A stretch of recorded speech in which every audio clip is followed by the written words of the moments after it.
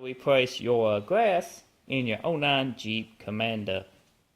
So this video is brought to you by Rob's Paint Shop. You can check all this information out in the description below this video. So let's get started.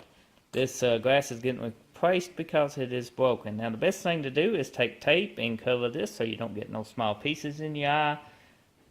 So that being said, we're not going to do that. Basically because all you have to do is get you some putty knives and go behind this. Or you can take your hands once you got this taped off and gloves and just give it a tug. Like so. It just clips in. And then you got two heated wires that you just unplug. There you go.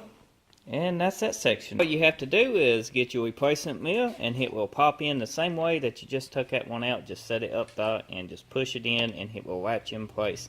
Now I hope you enjoyed this video and check out the description below for details on Rob's Paint Shop, because this video was made possible by him.